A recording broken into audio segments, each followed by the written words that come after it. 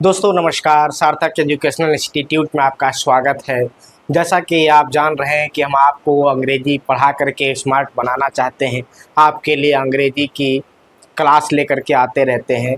इस समय चल रही है टेंस की सीरीज़ और हम आपको सिखा रहे हैं ट्रांसलेशन करने का शानदार और सबसे सरल तरीका बिना किसी भूमिका के। आइए हम आज आपको बताते हैं future indefinite tense. Future indefinite tense कितने प्रकार के होते हैं, सभी चीज़ों को फार्मूले के साथ में सीखेंगे और ट्रांसलेशन बना करके आपको दिखाएंगे। बस आप रेडी हो जाइए और जुड़े रहिए अंत तक हमारे साथ और हम सिखाएंगे आपको बेहतर तरीके से ट्रांसलेशन करने का तरीका। आइए वीडियो को शुरू करते हैं। देखिए लिखा हुआ है फ्यूचर इंडेफिनिट टेंस। जैसा कि आप जानते हैं प्रेजेंट में भी इंडेफिनिट होता है, पास्ट में भी होता है, तो फ्यूचर में भी होगा। चार आपने पीछे पढ़े हैं, इंडेफिनिट, कंटिन्यूअस, परफेक्ट और परफेक्ट कंटिन्यूअस, वही आपके फ्यूचर में भी मिलेंगे। Future indefinite, future continuous, future perfect and future perfect continuous tense. और उसके बाद इनके अंदर चार प्रकार के सेंटेंस, अफर्मेटिव, नेगेटिव, इंट्रोगेटिव और इंट्रोगेटिव नेगेटिव सेंटेंस। तो आइए हम आज देखते हैं फ्यूचर इंडेफिनिट टेंस क्या होता है। फ्यूचर इंडेफिनिट टेंस, इसको हिंदी में कहते हैं अनिश्चित भविष्य काल। देखिए इंडेफिनिट मीन्स होता है अनिश्चित, टेंस मीन्स काल और फ्यूचर मीन्स भविष्य, अनिश्चित भविष्य काल। इसकी जो पहचान होती है, हम पहचान कैसे देखेंगे, कोई सेंटेंस हमारे सामने आए कैसे पहचानेंगे कि ये फ्यूचर इंडेफिनिट टेंस है। उसके लिए क्या करना है, इन वाक्यों के अंत में गा, गी, गे आदि शब्द आते हैं तथा कार्य का भविष्य में होना पाया जाता है। मैंने कहा था प्रेजेंट टेंस वर्तमान समय में हो रहे कार्यों के बारे में बताता है, पास्ट टेंस बीते हुए समय के बारे में बताता है, बीते हुए समय में होने वाले कार्य के बारे में बताता है।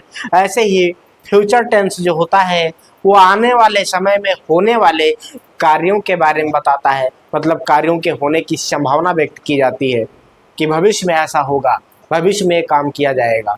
तो ये सारे सेंटेंस कई प्रकार के होते हैं, उसमें एक है फ्यूचर इंडेफिनिट टेंस अनिश्चित भविष्य काल। जिन वाक्यों के अंत में गा, गी, गे ये शब्द आ जाएं तो समझ लीजिए कि वो सेंटेंस आपका क्या है, फ्यूचर इंडेफिनिट टेंस है। जैसे मैं किताब पढ़ूंगा, तुम अंग्रेजी पढ़ोगे, समय देखिए गा, गी, गे आ रहा है। सीता बाजार जाएगी, पक्षी पेड़ों पर चहचहाएंगे, ये सारे सेंटेंस देखिए लास्ट में गा, गी, गे ये सब सारे शब्द आ रहे हैं, है ना। तो ये हो गया आपका future indefinite tense. Future indefinite tense के चार प्रकार के सेंटेंस होते हैं, अफर्मेटिव, नेगेटिव, इंट्रोगेटिव और इंट्रोगेटिव नेगेटिव। तो हम सबसे पहले देखते हैं अफर्मेटिव सेंटेंस। अफर्मेटिव सेंटेंस को हम हिंदी में कहते हैं शुभिकारात्मक वाक्य।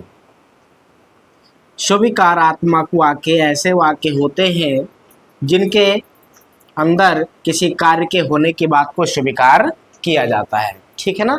तो हम इसमें फार्मूला देखेंगे, अफर्मेटिव सेंटेंस कैसे बनाएंगे उसका फार्मूला है। मैंने बार बार बताया कि फार्मूला इज वेरी कंपलसरी। यदि इसको आप सीखेंगे, समझ लेंगे, लर्न कर लेंगे तो भैया ट्रांसलेशन आपका बिल्कुल इजी हो जाएगा। नहीं तो ऐसे ही भटके भटके घूमेंगे, हम कभी टेंस नहीं जान पाएंगे। हम नहीं, अगर हमारे बाप पढ़ाने आ जाएंगे तो भी आप ट्रांसलेशन नहीं जान पाएंगे। दुनिया में एक से एक विद्वान टीचर हैं, कोई भी पढ़ा देगा, आप नहीं जान पाएंगे जब तक के लिए आपको फार्मूला नहीं आएगा, सीक्वेंस नहीं आएगा कि किसके बाद हमें क्या रखना है। इसलिए इसको ध्यान में रखना बहुत ज़रूरी है। तो देखिए सब्जेक्ट, फिर शैल विल, वर्ब की फर्स्ट फॉर्म लगाएंगे और ऑब्जेक्ट लिखेंगे और अदर वर्ड होगा तो लिखेंगे। अब यहाँ लिखा है शैल विल, दोनों लगाएंगे क्या? अरे नहीं भैया, दोनों काहे लगाएंगे, एक लगाएंगे, सिर्फ शैल लगाएंगे या विल लगाएंगे। तो देखिए पहली बात तो मैं बता रहा हूँ, अगर सब्जेक्ट आई है और सब्जेक्ट वी है तो इन सब के साथ में क्या लगता है, शैल लगता है। बाकी सभी प्रकार के सब्जेक्ट के साथ में लगता है विल, लेकिन ये आई और बी के साथ भी अब सभी लोग विल झोंक देते हैं, कोई दिक्कत नहीं है। शैल लगाओ, बिल लगाओ, कोई दिक्कत नहीं है, सब में बिल लगा दो, कोई प्रॉब्लम है ही नहीं है ना। ये सब का मतलब होता है गा, गी, गे, गा, गी, गे। शैल का मतलब भी और विल का मतलब भी, लेकिन पहले था कि आई बी के साथ ऐसा लगाया जाता था, अभी भी लगाते हैं, लेकिन अब सभी विल लगाने लगे। तो देखिए भैया यहाँ पर सब्जेक्ट और शैल विल लगाएंगे, वर्ब की फर्स्ट फॉर्म लगाएंगे भैया, सब में लगाएंगे। अफर्मेटिव सेंटेंस का कोई भी सेंटेंस हो सब में लगाएंगे सभी प्रकार के सब्जेक्ट के साथ में फर्स्ट फॉर्म, और ऑब्जेक्ट लिखेंगे, अदर वर्ड लिखेंगे। 1 2 3 ये 3 प्रकार के एग्जाम्पल आपके सामने लिखे हुए हैं, इनका हम ट्रांसलेशन करना सीख लेते हैं। मैं आज दिल्ली जाऊंगा, भैया अभी गया तो नहीं हूँ, मैं जा तो नहीं रहा हूँ, जाऊंगा यानी आने वाले समय में ये काम होगा, तो भैया सीधा मतलब ये फ्यूचर है, और गागी गेल जुड़ा हुआ है तो इंडेफिनिट है, फ्यूचर इंडेफिनिट है। तो इसमें काहे की टेंशन ले रहे हैं, कोई टेंशन लेने की जरूरत नहीं। सबसे पहले सब्जेक्ट ढूंढ लीजिए। अरे ढूंढना क्या है, जिसके विषय में कुछ कहा जाए, किसके विषय में कहा गया है, मेरे विषय में कहा गया है, तो मेरे की अंग्रेजी यानी मैं की अंग्रेजी क्या है, हम लिखेंगे आई लिखेंगे। अभी बताया आई के साथ सैल लगाते हैं, सभी लगाते हैं, तो आप भी लगा दीजिए आई सैल। अब क्या है, सैल बिल में से लग गया, वर्ब की फर्स्ट फॉर्म ही तो बचा, तो सैल के बाद वर्ब की फर्स्ट फॉर्म वर्ब क्या है, जाऊंगा, तो जाने की अंग्रेजी क्या होती है, गो होती है, तो भैया गो लिख दीजिए। अब कहाँ ऑब्जेक्ट बचा है, कहाँ जाना है, दिल्ली, तो लिख दीजिए to Delhi, I shall go to Delhi. अब अदर वर्ड है, तो देखिए इसमें अदर वर्ड है क्या, हाँ है, बिल्कुल है, आज है, तो टुडे लिख देंगे। क्या लिख देंगे, टुडे। तो ये हो गया ना भैया, आई shall go to Delhi today, बात हो गई खत्म, बन गया आपका सेंटेंस। क्या समस्या है, अब देखिए ये आई सब्जेक्ट है आपका, कहाँ गया, ये सब्जेक्ट है, ये शैल बिल में से आपने लगा दिया है। गो क्या है, ये भैया वर्ब है, फर्स्ट फॉर्म है। टू दिल्ली क्या है, ये ऑब्जेक्ट है, और टुडे क्या है, अदर वर्ड है, बात हो गई खत्म। कोई दिक्कत, कोई समस्या। ऐसे ही नीचे वाला देखेंगे, तुम अंग्रेजी पढ़ोगे, तो भैया अभी पढ़ तो नहीं रहे हो ना, अभी पढ़ा तो नहीं है, अब तो पढ़ोगे आने वाले समय में। इससे पता चलता है कि भैया भविष्य काल है, तो कैसा भविष्य, गागी ये लगा हुआ है तो इंडेफिनिट है, निश्चित भविष्य काल है। तो तुम की अंग्रेजी क्या लिखोगे, यू लिखोगे, यू के साथ क्या लगाओगे, विल लगाओगे, क्योंकि आई बी के साथ ही तो शैल लगेगा, बाकी तो सबके साथ विल लगेगा, तो आप लिखेंगे यू विल। ओके, अब हो गया यू विल। अब की फर्स्ट फॉर्म क्या है, पढ़ना, पढ़ना की अंग्रेजी क्या होती है, पढ़ने की अंग्रेजी क्या होती है, रीड होती है, तो रीड लिख दो। यू विल रीड क्या, अंग्रेजी, तो इंग्लिश लिख दो, यू विल रीड इंग्लिश, हो गई बात खत्म। वो एक गाना गाएगा भैया, तो गाएगा, ठीक है, वह की अंग्रेजी क्या लिखेंगे, ही लिखेंगे, ही के साथ भी क्या लगेगा, विल लगेगा। ही से एट हो, कोई सिंगुलर हो, आई बी के अलावा चाहे जो हो सबके साथ झोंकना है आपको, क्या, will, will. He will sing uh song, हो गया, ही सब्जेक्ट हो गया, देखिए विल शैल में से आपने विल लगा दिया, सिंग वर्ब हो गया, आ सॉन्ग ऑब्जेक्ट हो गया, इसमें अदर वर्ड नहीं है तो नहीं लिखेंगे, he will sing a song, बात हो गई खत्म। ये हो गया अफर्मेटिव सेंटेंस। अब बताते हैं आपको नेगेटिव सेंटेंस। नेगेटिव में नॉट लगेगा, कहाँ लगेगा बता देते हैं। नेगेटिव सेंटेंस, इसको हिंदी में हम कहते हैं नकारात्मक वाक्य, कई बार बताया है, क्या, नकारात्मक वाक्य। नकारात्मक वाक्य ऐसे वाक्य होते हैं जिनके द्वारा किसी काम के ना होने की बात की जाती है या किसी काम के स्थिति को नकारा जाता है, ऐसे सेंटेंस नेगेटिव सेंटेंस कहलाते हैं। और ऐसे हिंदी के वाक्यों में ना या नहीं शब्द दिया जाता है, इससे पता चल जाता है कि ये सेंटेंस नेगेटिव सेंटेंस है। देखिए नेगेटिव सेंटेंस का फार्मूला लिखा हुआ है भैया, फार्मूला बार बार बताता हूँ, फार्मूला अगर गलत हुआ तो पूरा सवाल गलत हो जाता है कि नहीं, बिल्कुल गणित वाला रूल यहाँ पर भी फॉलो होगा। अगर फार्मूला गलत तो ट्रांसलेशन गलत, फिर अर्थ का अनर्थ हो जाएगा, मतलब ऐसी की तैसी हो जाएगी पक्का। इसलिए ये टेंस बनाना है अगर आपको तो फार्मूला जरूरी है। बीमारी को ठीक करने के लिए सही दवाई सही समय पर सही खुराक पे लेना जरूरी है, वही समझ लो पूरा यहाँ पर भी माहौल है, और कुछ है नहीं। रूल से चलोगे तो अच्छा रहेगा, है ना। तो आइए देखते हैं सब्जेक्ट और शैल बिल, और इसके बाद नॉट। अभी जो आपने फार्मूला देखा उसमें शैल बिल था, इसके बाद सीधे वर्ब की फर्स्ट फॉर्म थी, इसमें सिर्फ नॉट लगा देना है क्योंकि बढ़ा है क्या, नहीं शब्द, नहीं के लिए नॉट कहाँ लगाओगे, शैल बिल के बाद में लगाओगे, बाकी कुछ है नहीं। तो हम देख लेते हैं, बच्चा पानी नहीं पिएगा, बच्चा एक है तो है ना, तो हम क्या लिखेंगे, द चाइल्ड, क्या लिखेंगे, द चाइल्ड। अब क्या है, द चाइल्ड सिंगुलर है, इसके साथ लगाओगे विल, और इसके बाद लगा दो not, the child will not drink. अरे भैया वर्ब यही तो है ना, ड्रिंक। आप क्या है, पानी पीना। ऑब्जेक्ट क्या है, पानी, तो ड्रिंक द वाटर।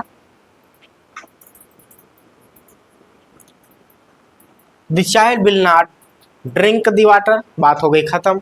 सपना खाना नहीं बनाएगी भैया, अरे नहीं शब्द है, नाट लगाए, विल के बाद नाट जोड़ दो, बाकी तो वही पहले वाला फार्मूला। सपना का सब्जेक्ट सपना है तो सपना लिख दो,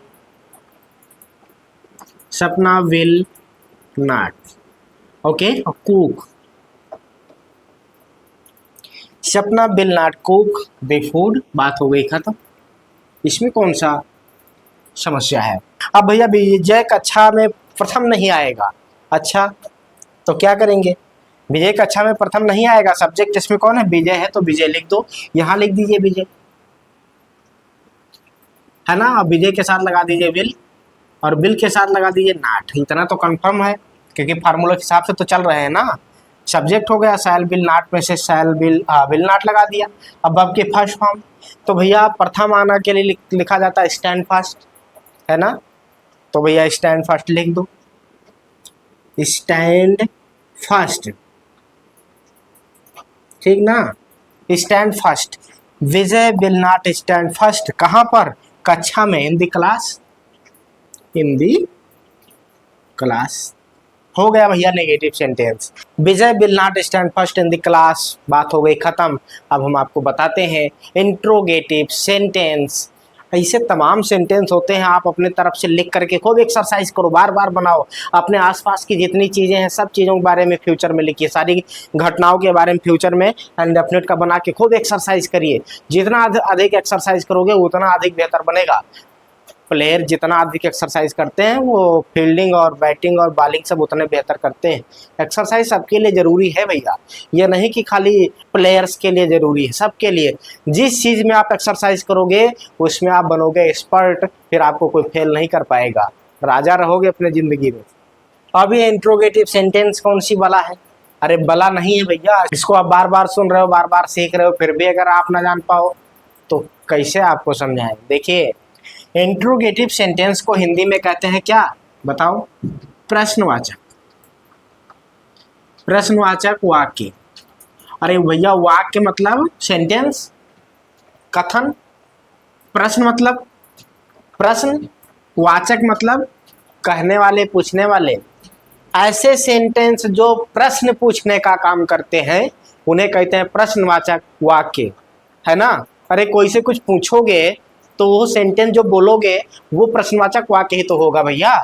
तो भैया ये प्रश्नवाचक वाक्य हो गया, ठीक है। लेकिन ये यस नो टाइप और डब्ल्यू एस टाइप ये कौन सा बला जोड़ दिए इसमें, ये भी बला नहीं है, ये इसके प्रकार हैं। क्या है, प्रकार है। यस नो टाइप क्वेश्चन का फार्मूला थोड़ा सा अलग है, डब्ल्यू एस टाइप का फार्मूला थोड़ा सा अलग है। यस नो टाइप क्या है, बार बार बताता हूँ, फिर बता दे रहा हूँ। जब किसी प्रश्न को पूछो और उसका उत्तर हाँ या नहीं में सामने वाला दे तो समझ लो यस नो टाइप है। दूसरी बात, क्या शब्द अगर पहले लिखा हो तो समझ लो वो सेंटेंस आपका यस नो टाइप क्वेश्चन है। यस नो टाइप मतलब हुआ यही कि ऐसा प्रश्न जिसका उत्तर यस नो में दिया जाए, बात हो गई खत्म। तो देखो लिखा है क्या मीरा आंगन में नाचेगी, उसके पहले भी देख लो। डब्ल्यू एस टाइप वो क्वेश्चन होते हैं जिनमें कब, कहाँ, कौन, कैसे, क्यों, कितना, ये प्रश्नवाचक शब्द वाक्य के बीच में आएंगे भैया, पहले नहीं रहेगा, बीच में रहेगा, और इनकी अंग्रेजी बनेगी, जबकि यहाँ पर इनकी अंग्रेजी नहीं बनेगी, इनकी अंग्रेजी हेल्पिंग वर्ब से शुरू होती है। तो आइए, क्या मीरा आंगन में नाचेगी, अब इसकी अंग्रेजी हम फार्मूला पर ध्यान नहीं देते हैं, ऐसे ही सोचने लगते हैं कि कैसे बनेगा। फार्मूला बहुत जरूरी है भैया, अगर फार्मूला जान गए ना तो बड़े से बड़ा सेंटेंस बना देंगे, झोंक देंगे, कोई गलती निकाल नहीं पाएगा। फार्मूला से भटके तो भटकते रह जाओगे, क्योंकि भटकाव इसमें बहुत है, पकड़ना पड़ेगा रूटीन नियम, रूटीन और नियम नहीं पकड़े ना तो बड़ा भटकाव है। जैसे जीवन में भटकाव है ना, ऐसे अंग्रेजी में भटकाव है। जब इसको पी जाओगे घोल के तभी आएगा। और सोचो बड़ा कठिन है, तो कठिन बिल्कुल नहीं है, कठिन तो आपकी हिंदी है, ये तो बड़ा सरल है। आइए देखते हैं, क्या मीरा आंगन में नाचेगी, भैया फार्मूला पकड़ो सीधा, मीरा है तो मीरा के साथ क्या लगेगा, विल लगेगा, तो विल लगाओ। शैल विल में से एक ही तो लिखना है तो एक लिख दो विल, फिर सब्जेक्ट है मीरा तो मीरा लिख दो। नाचने का काम कौन करेगी, मीरा है तो करेगी। तो भैया मीरा हो गया सब्जेक्ट और फिर वर्ब की फर्स्ट फॉर्म है, तो वर्ब की फर्स्ट फॉर्म नाचने की अंग्रेजी क्या होती है, डांस। विल मीरा डांस, अब क्या है ऑब्जेक्ट, ऑब्जेक्ट कहाँ है आंगन में, तो in the yard, question mark लगा दो। Will Meera dance in the yard, बात हो गई खत्म। अब देखिए ऐसे ही, क्या तुम खाना खाओगे, क्या मैं अंग्रेजी पढ़ाऊंगा, क्या तुम्हारे मित्र फैजाबाद जाएंगे, क्या मुख्यमंत्री लखनऊ आएंगे, ये सारे वाक्य आपके क्या हैं, ये स्नो टाइप है। इसकी अंग्रेजी बनाने के लिए जो क्या शब्द पहले है उसकी अंग्रेजी वाट थोड़ी बनाएंगे, यही सहल बिल पहले लिख दो, बात हो गई खत्म, फार्मूला झोंक दो, बन गया। दूसरा देखिए WH टाइप क्वेश्चन। अब देखो भैया यूट्यूब पर तो टीचर भरे पड़े, हम अपने हिसाब से पढ़ाते हैं, हमसे विद्वान आदमी होंगे, लेकिन हम ऐसी भाषा सोच रहे हैं कि आपको बताएं, आपके गांव वाली, आपके घर वाली, कि आपको अटपटी ना लगे। बहुत बड़ा अंग्रेजी वाला मास्टर अगर अंग्रेजी झोंकेगा आपके सामने तब भी नहीं जान पाओगे, इसलिए मैं हिंदी मिला मिला के बता रहा हूँ, क्योंकि हिंदी हिंदू हिंदुस्तान, समझ रहे हो ना। तो ये बात जरूर याद रखिए, सीखिए अंग्रेजी बहुत बढ़िया है, लेकिन हिंदी का भी लाज रखो, हिंदिया भी जानते रहो ना, तभी ज़्यादा आसानी से समझ पाओगे। तो देखो मीरा आंगन में क्यों नाचेगी, बात थोड़ा उलट पलट गई। अब क्यों शब्द पहले आ गया, तो इसका फार्मूला आप कैसे लिखेंगे, फार्मूला लिख देना पहले, फार्मूला नहीं लिखा है तो भैया फार्मूला लिख दें, और क्या, यहाँ फार्मूला लिखना चाहिए था, अब नहीं लिखे तो अब क्या करें। तो यहाँ पर सबसे पहले लिखेंगे क्वेश्चन वर्ड, फिर लिखेंगे सेल बिल में से कुछ एक, सेल बिल में से कुछ एक, और फिर लिखेंगे आप सब्जेक्ट, फिर लिखेंगे वर्ब की फर्स्ट फॉर्म, फिर लिखेंगे ऑब्जेक्ट, और फिर लिखेंगे क्वेश्चन मार्क, इतना ही करना है। अब भैया मीरा है तो मीरा के साथ में कहाँ लगाएंगे, अरे ऐसे नहीं समझो आप। अब देखिए मीरा आंगन में क्यों नाचेगी, तो क्योंकि अंग्रेजी पहले बनाना पड़ेगा, क्वेश्चन वर्ड है, तो लिखेंगे वाई, क्योंकि अंग्रेजी क्या होती है, वाई होती है। शैल बिल में से भैया लगा दो बिल, मीरा के साथ बिल ही तो लगेगा। कई बार मैंने बताया कि आई और बी के साथ में ही तो सिर्फ लगेगा शैल, बाकी तो सबके साथ में क्या लगाओगे, विल झोंकोगे ना, तो अब बात ही याद रखिएगा। Why will Meera, why will Meera, अरे गलत हो गया यार, Meera, why will Meera dance in the yard, है ना, बात वही है, मीरा आंगन में क्यों नाचेगी, why will Meera dance in the yard, है ना। अब देखिए वाई क्वेश्चन वर्ड हो गया, शैल विल में से विल लगा दिया, सब्जेक्ट मीरा हो गया, वर्ब की फर्स्ट फॉर्म डांस हो गया, ऑब्जेक्ट इन द यार्ड हो गया, आंगन में हो गया, हो गई बात खत्म। अब इंट्रोगेटिव नेगेटिव सेंटेंस देख लेते हैं, दो एग्जाम्पल खत्म करते हैं फ्यूचर इंडेफिनिट टेंस। अब देखो इंट्रोगेटिव नेगेटिव में क्या होता है, प्रश्न भी पूछा जाता है और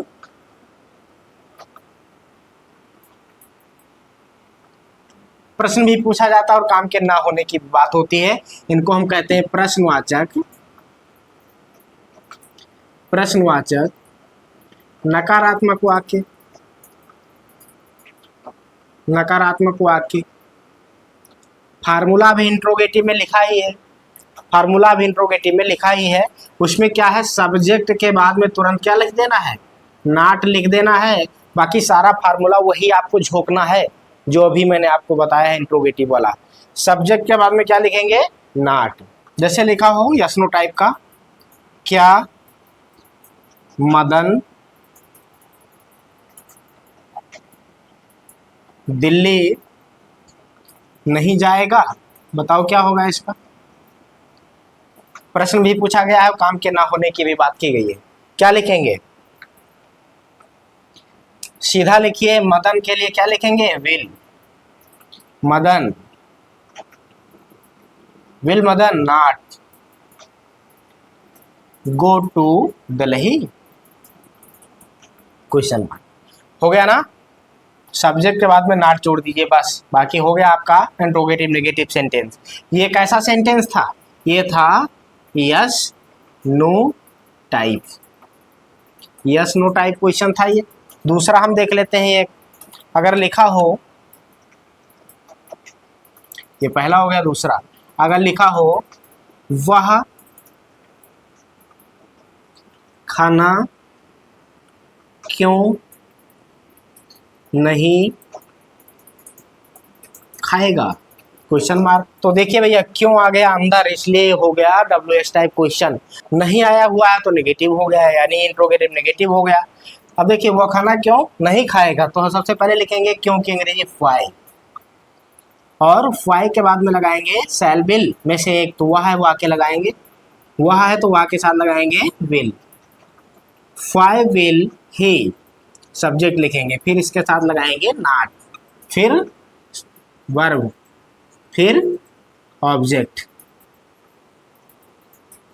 question mark. Why will he not eat the food, वो खाना क्यों नहीं खाएगा। इस तरह से बनता है आपका फ्यूचर इंडेफिनिट टेंस का interrogative negative sentence. Interrogative sentence, negative sentence और अफर्मेटिव सेंटेंस, ये सेंटेंस आपका फ्यूचर इंडेफिनिट टेंस का खत्म होता है। आज के वीडियो में बस इतना ही आपको बताएंगे। मिलते हैं अगली वीडियो में लेकर के आपके लिए बेहतरीन क्लास फ्यूचर कंटिन्यूअस टेंस की। तब तक के लिए लेते हैं आपसे इजाज़त। नमस्कार, जय हिंद।